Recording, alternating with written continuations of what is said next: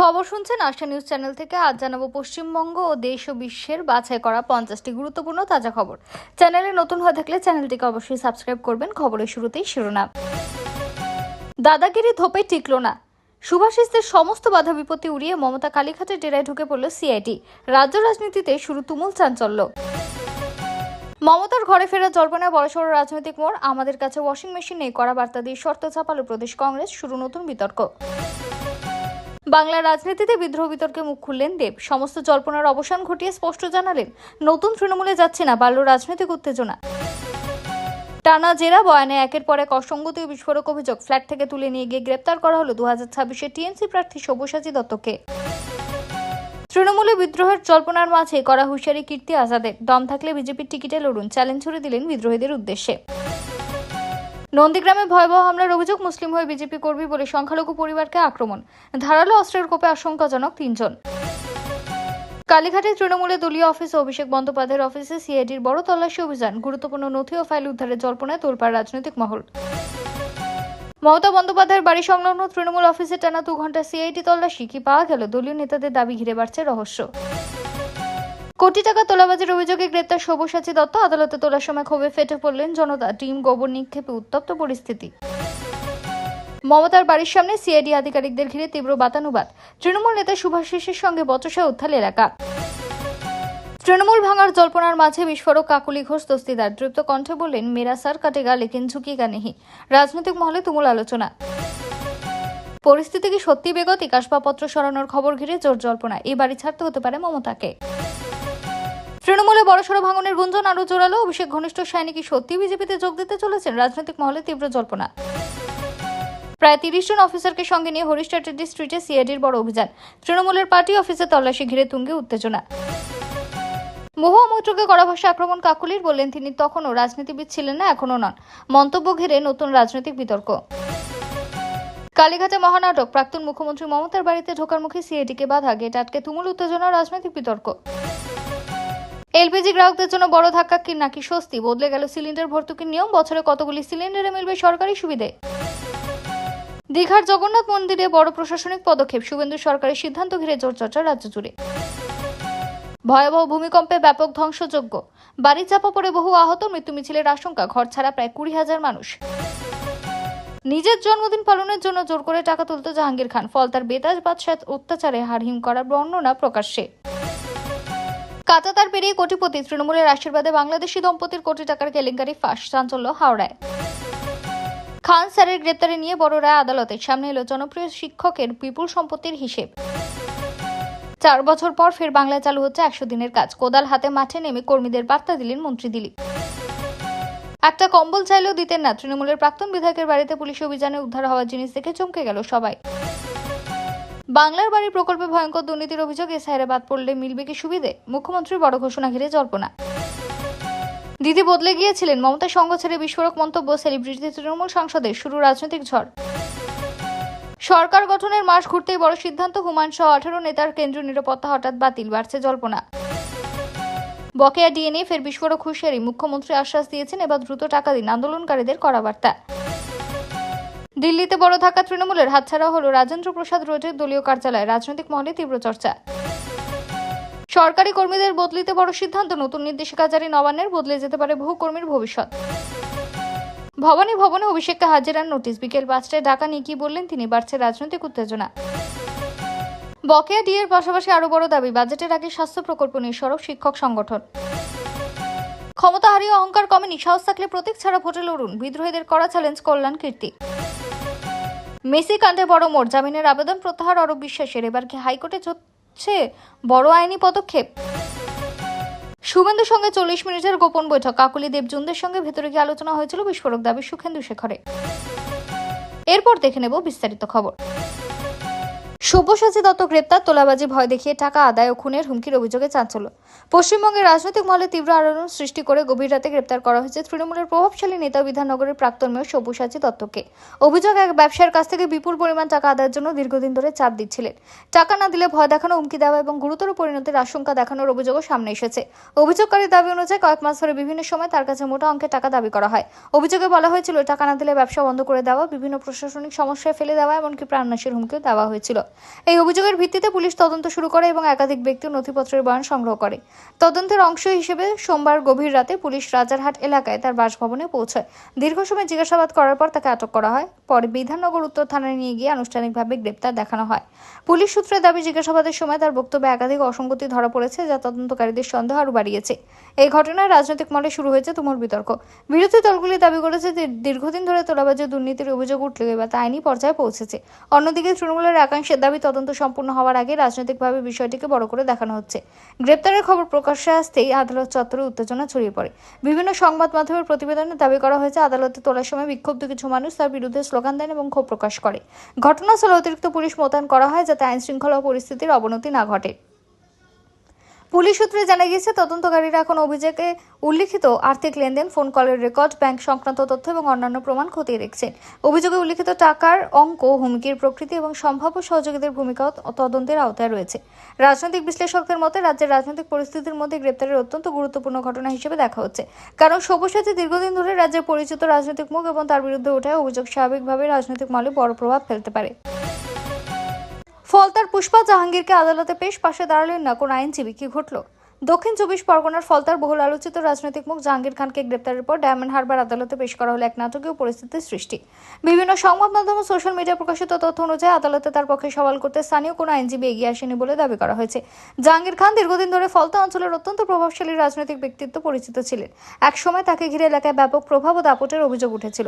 রাজনৈতিক মহলে তাকে অনেকেই ফলতার পুষ্পা নামে ডাকতে। তবে সাম্প্রতিক সময় তার বিরুদ্ধে একাধিক অভিযোগ সামনে আসার পর পরিস্থিতি দ্রুত বদলাতে শুরু করে। গ্রেপ্তারের পর তাকে আদালতে আনা হলে আদালত চত্বর কৌতূহলী মানুষের ভিড় জমে যায়। কিছু প্রতিবেদনে দাবি করা হয়েছে, আইনজীবীদের একাংশ তার বিরুদ্ধে ওঠা অভিযোগের কারণে মামলা নিয়ে অনীহা প্রকাশ করেন। ফলে আদালতে তার আইনি প্রতিনিধিত্ব নিয়ে কিছু সময় অনিশ্চয়তা তৈরি হয়েছিল। এদিকে জাহাঙ্গীর খানকে ঘিরে নতুন বিতর্ক তৈরি হয়। এর আগেও তার রাজনৈতিক ভূমিকা, দলীয় অবস্থান এবং নির্বাচনের আগে আচমকা সরে দাঁড়ানো নিয়ে প্রশ্ন উঠেছিল। এমনকি শাসক দলের অন্দর থেকে তার বিরুদ্ধে ক্ষোভের কথা প্রকাশ্যে এসেছিল বলেও বিভিন্ন প্রতিবেদনে উল্লেখ করা হয়েছে। রাজনৈতিক পর্যবেক্ষকদের মতে, একসময় যার নাম শুনে এলাকায় প্রভাবের কথা বলা হতো, তাকেই এখন আদালতে আইনি সহায়তা পেতে সমস্যার মুখে পড়তে হচ্ছে। এই ঘটনায় রাজনৈতিক পরিস্থিতির পরিবর্তনের একটি বড় ইঙ্গিত হিসেবে দেখা হচ্ছে। মমতা তার সঙ্গীর জন্য মোদি পিএম হয়েছেন, কংগ্রেস নেতার বিস্ফোরক আক্রমণ। পশ্চিমবঙ্গের বর্তমান রাজনৈতিক টানাপোড়েনের মধ্যে কংগ্রেসের এক নেতা তীব্র আক্রমণ শানিয়েছেন মমতার বিরুদ্ধে। তার দাবি, বিরোধী ভোটের বিভাজন এবং জাতীয় স্তরে বিরোধী ঐক্য দুর্বল হওয়ার পেছনে মমতা এবং তার ঘনিষ্ঠ রাজনৈতিক অবস্থানের বড় ভূমিকা রয়েছে। সে কারণে নরেন্দ্র মোদি বারবার প্রধানমন্ত্রী হওয়ার সুযোগ পেয়েছেন। প্রতিবেদনে বলা হয়েছে, কংগ্রেস নেতা অভিযোগ করেন যে বিজেপির বিরুদ্ধে লড়াইয়ের সময় বহু ক্ষেত্রে বিরোধী শক্তির সময় সমন্বয়ের অভাব দেখা গিয়েছে। তার বক্তব্য অনুযায়ী, যদি বিরোধী দলগুলি একসঙ্গে কাজ করত তাহলে রাজনৈতিক ফলাফল ভিন্ন হতে পারত। এই মন্তব্যকে রাজনৈতিক মহলে কাটা ঘায়ে নুনের ছিটা বলেই দেখছে, কারণ এমন সময় এই আক্রমণ এসেছে যখন তৃণমূলের অন্দরেই বিদ্রোহ, দলীয় সংকট নিয়ে জোর চর্চা চলছে। সম্প্রতি বিরোধী জোটের বৈঠকে কংগ্রেস এবং আঞ্চলিক দলগুলির সম্পর্ক নিয়ে আলোচনা চলছে। বিভিন্ন শরিক দল কংগ্রেসকে আরও সহযোগিতামূলক হওয়ার পরামর্শ দিলেও জোটের ভেতরে মত পার্থক্যের বিষয়টি সামনে এসেছে। রাজনৈতিক বিশ্লেষকদের মতে, মন্তব্য শুধুমাত্র মমতার বিরুদ্ধে ব্যক্তিগত আক্রমণ নয়, বরং বিরোধী রাজনীতির ব্যর্থতা, জোট রাজনীতি এবং বিজেপির ধারাবাহিক সাফল্য নিয়ে বৃহত্তর বিতর্কের অংশ। এদিকে প্রধানমন্ত্রী হিসেবে নরেন্দ্র মোদী দীর্ঘ সময় ক্ষমতায় থাকা বিষয়টিও বর্তমানে রাজনৈতিক আলোচনার কেন্দ্রবিন্দুতে রয়েছে। দীঘার জগন্নাথ ধামকে কেন্দ্র করে আবারও বড় খবর সামনে এসেছে। উদ্বোধনের পর থেকে বিপুল সংখ্যক ভক্ত ও পর্যটকদের সমাগমে দীঘা নতুন করে ধর্মীয় পর্যটনের অন্যতম কেন্দ্র হিসেবে উঠে এসেছে। প্রতিদিন হাজার হাজার মানুষ মন্দিরে দর্শনের জন্য আসছেন। বিশেষ উৎসব এবং ছুটির দিনে সেই সংখ্যা আরও বাড়ছে। এই ক্রমবর্ধমান ভিড়ের কথা মাথায় রেখে মন্দির চত্বর আশেপাশের এলাকায় একাধিক পরিবর্তন এবং উন্নয়নের পরিকল্পনা নেওয়া হয়েছে। সবচেয়ে বড় পরিবর্তন হিসেবে ভক্তদের জন্য একটি বিশাল ডাইনিং হল তৈরির পরিকল্পনা করা হয়েছে। মায়াপুর ইস্কনের আদলে তৈরি হওয়া এই ডাইনিং হলে একসঙ্গে বহু মানুষ প্রসাদ গ্রহণ করতে পারবেন। বর্তমানে উৎসবের সময় প্রসাদ বিতরণের যে চাপ তৈরি হয়, নতুন ব্যবস্থা চালু হলে তা অনেকটাই কমে যাবে বলে মনে করা হচ্ছে। মন্দিরকে ঘিরে পরিকাঠামোগত উন্নয়নের কাজে জোর কদমে চলছে। দর্শনার্থীদের সুবিধার জন্য রাস্তা উন্নয়ন, নতুন পার্কিং ব্যবস্থা, বিশ্রামাগার, পানীয় জল এবং শৌচালয়ের সংখ্যা বাড়ানোর পরিকল্পনা নেওয়া হয়েছে। এর ফলে দূর দূরান্ত থেকে আসা ভক্তদের আরও বেশি সুবিধা হবে।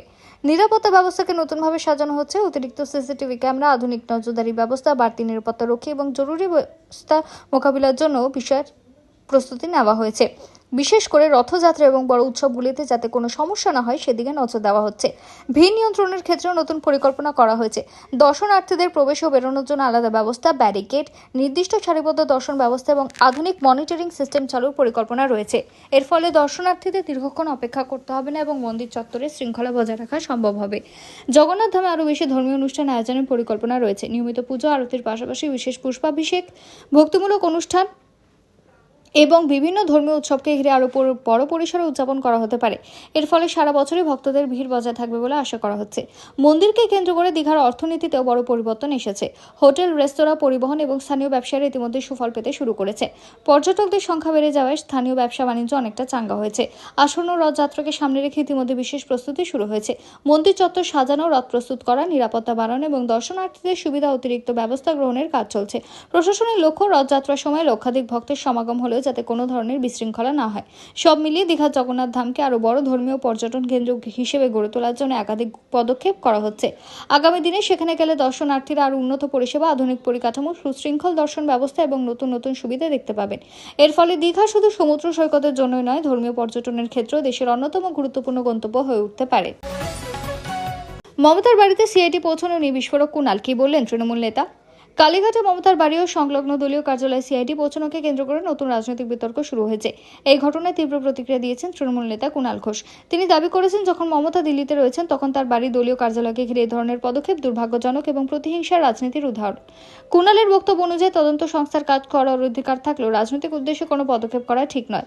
তার অভিযোগ, বিরোধী রাজনৈতিক শক্তিকে চাপা রাখার জন্য তদন্তকারী সংস্থাগুলিকে ব্যবহার করা হচ্ছে। অতীতে তিনি সিআইডির কিছু পদক্ষেপ নিয়ে প্রশ্ন তুলেছিলেন এবং সংস্থার অপব্যবহারের অভিযোগ করেছিলেন। ঘটনার সূত্রপাত একটি কথিত স্বাক্ষর জালিয়াতি মামলার তদন্তকে কেন্দ্র করে। সেই তদন্তের অংশ হিসেবে সিআইডির একটি দল কালীঘাটে মমতার বাড়িতে যায় বলে জানা গিয়েছে। একই সঙ্গে অভিষেকের সঙ্গে যুক্ত একটি দলীয় কার্যালয়ে তল্লাশি চালানো হয়। তদন্তকারীরা কিছু নথি ও তথ্য সংগ্রহের চেষ্টা করেন বলে বিভিন্ন প্রতিবেদনে উল্লেখ করা হয়েছে। এদিকে অভিষেককেও সিআইডি হাজিরার নোটিশ পাঠিয়েছে বলে খবর। ভবনে হাজিরা দেওয়ার জন্য তাকে ডাকা হয়েছিল এবং সেই ঘটনাকে ঘিরে রাজনৈতিক উত্তেজনা আরও বেড়েছে। তৃণমূলের দাবি, তদন্তের নামে বিরোধী নেতাদের লক্ষ্যবস্তু করা হচ্ছে। অন্যদিকে তদন্তকারী সংস্থার বক্তব্য, তারা নিয়ম মেনেই সব কাজ করছে এবং মামলার প্রয়োজনীয় পদক্ষেপ করা হচ্ছে। বর্তমানে বিষয়টি তদন্তাধীন, তাই অভিযোগ বা পাল্টা অভিযোগের সত্যতা আদালত ও তদন্তের চূড়ান্ত ফলাফলের উপরেই নির্ভর করবে। তবে কালীঘাটে সিআইডির উপস্থিতি এবং তা নিয়ে কুণাল ঘোষের মন্তব্য রাজ্যের রাজনৈতিক মহলে নতুন করে চর্চার বিষয় হয়ে উঠেছে।